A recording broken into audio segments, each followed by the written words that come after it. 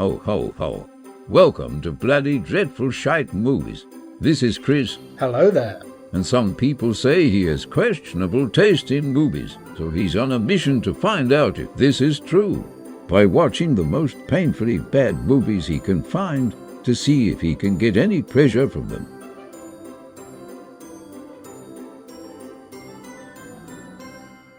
Hello and welcome to a very BDSM Christmas dungeon. Don't mind the noise. I've got a group in enjoying Christmas pudding while watching Kirk Cameron's Saving Christmas. By all the commercialism, I can handle food.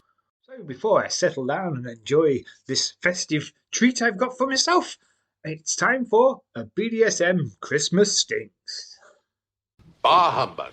I rewatched It's a Wonderful Life for the first time in years for the Bad Movie Club not so long ago, and I found it overly long and nothing like I remembered. So this is what puts me off it, right? So let's go through it. 1. For some reason, I remember the look back on George Bailey's life to be shorter, not to take up an hour and 40 minutes of the feckin' runtime. And when he wishes he was never been born, I thought that was most of the movie. But no, it's just the last 20 minutes. Where did it all go? It's totally unlike I remember. 2. George Bailey's life is so feckin' boring. He shambles from one shitty bit to the next, and it's just absolutely shit. 3. The movie has James Stewart playing George Bailey from age 21 to 38. And for the whole film, he basically looks like he's 40. And never gets any older. He doesn't even look young. 4. Why is this considered a Christmas movie?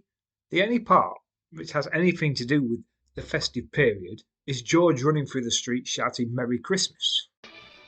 Merry Christmas! Merry Christmas, George! Merry Christmas, movie home! Merry Christmas, Emporium! Merry Christmas, you wonderful Billy alone! Shut up, you cunt! And they throw in a Christmas tree at the end. It's less Christmassy than feckin' Die Hard. Yippee-ki-yay, motherfucker. So, I really wish I didn't rewatch it, and I left it some far distant fond memory. Talk as if you got no soul.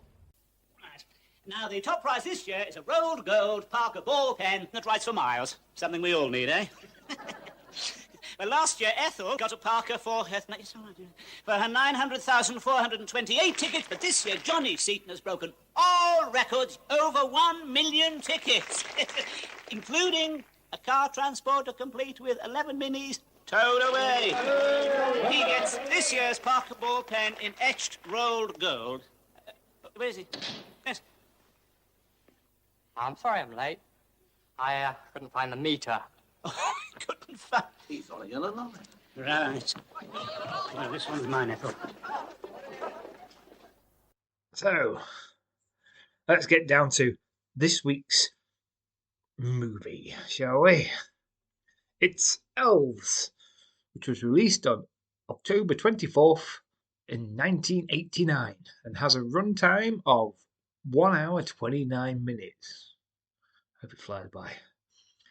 There's no sign of how much it cost or if it ever went in the cinema, which I doubt. I don't think so. It stars Don Haggerty, you know, Grizzly Adams, and the rest of the cast I've never seen or even heard of in any other movie. There's not really a lot of information about this film. The plot is...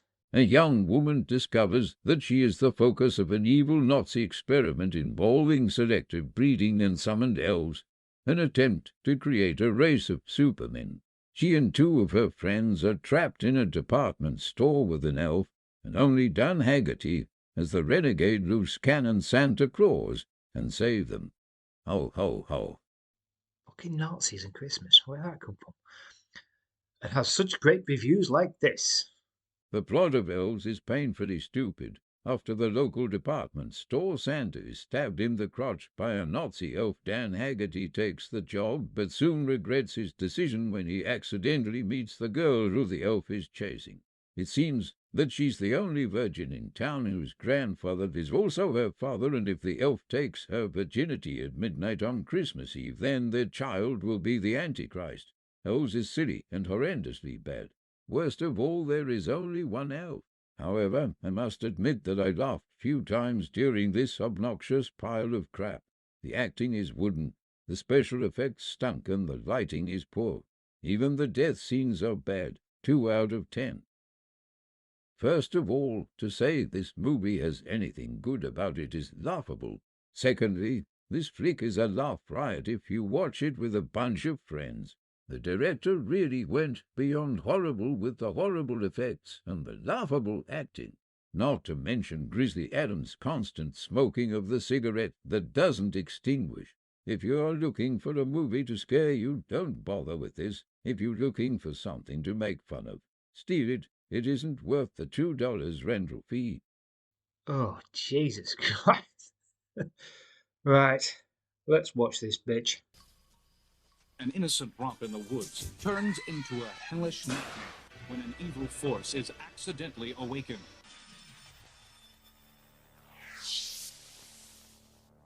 Action International Pictures presents the gruesome holiday shocker,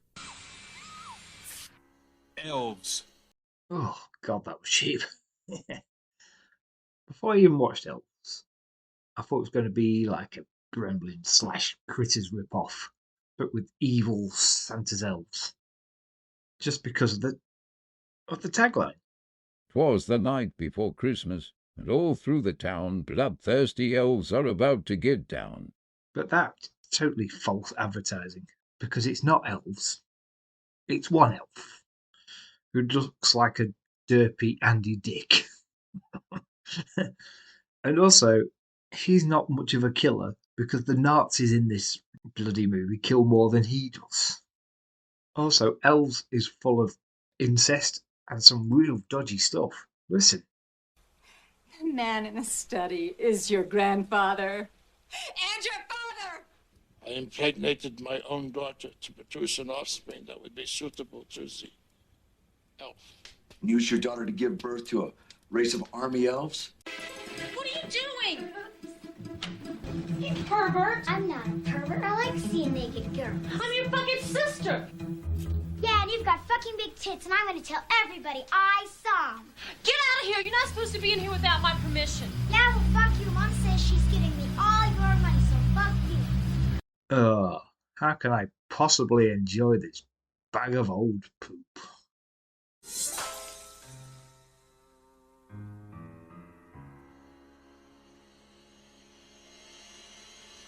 We now convene the Sisters of Anti-Christmas. One, did Chris find it entertaining in any way? I know Elves isn't high art, but it's kind of enjoyable in a not enjoyable way. The acting is horribly fun in places. It was the cat. It was a fucking little ninja troll. Agamemnon. Idiomatically, we call them elves. About 50 years ago, there was a group that believed in elves that did one hell of a lot of killing. The Nazis. The Nazis? Mm-hmm. They believed in elves? Oh, yes. They believed in a lot of things. You know, if you could ignore their brutality, you'd have to say they were just a bunch of crackpots. The elf looks so cheap and derpy.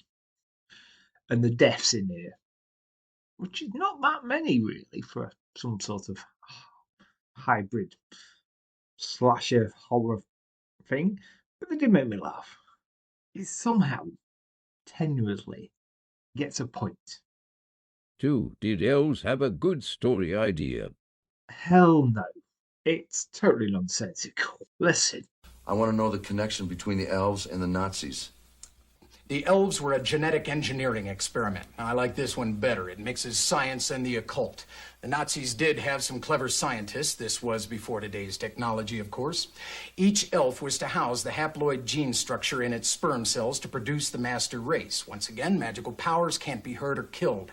Driven to select the genetically perfect human mate, the proverbial virgin, of course, holy midnight consummation on Christmas Eve. Wait a minute. Tonight, you mean... The elf mates with the virgin on Christmas Eve to produce the master race. and it will eventually rule the world. But once again, the problem is there is no such thing, no elves. So it doesn't get a point. 3. Was Elves boring? It doesn't drag. It's not really a long movie. I didn't feel bored anyway, so it gets a point. 4. Will Chris ever watch it again? Nah, I won't go up the way. It's literally just one shot watch, and that's it. So, doesn't get a point. 5. Would Chris recommend anyone else to watch it? I'd only recommend it if you watch it in a group. You know, a group of you like rubbish movies. It's fun in its own way, so yeah, give it a go. Also, you can get it for free on YouTube. For that, it just manages to get a point. So somehow, it's managed to land itself in the cinematic pink. Well, just. Oh dear. With that, I'm going to say Merry Christmas. See you in January when I come back and watch more shitty movies. Would you like to torture Chris? Then you can by simply suggesting a bad movie you'd like Chris to try and enjoy. You can email your suggests to bdsmpodmovie@gmail.com or join our Facebook group www.facebook.com/groups/BDSmovies. If you would like to join Chris on his painful mission, then come and join the BDSM Facebook group facebook.com/groups/BDS Or you can contact the BDSM Dungeon by email bdsmpodmovie@gmail.com.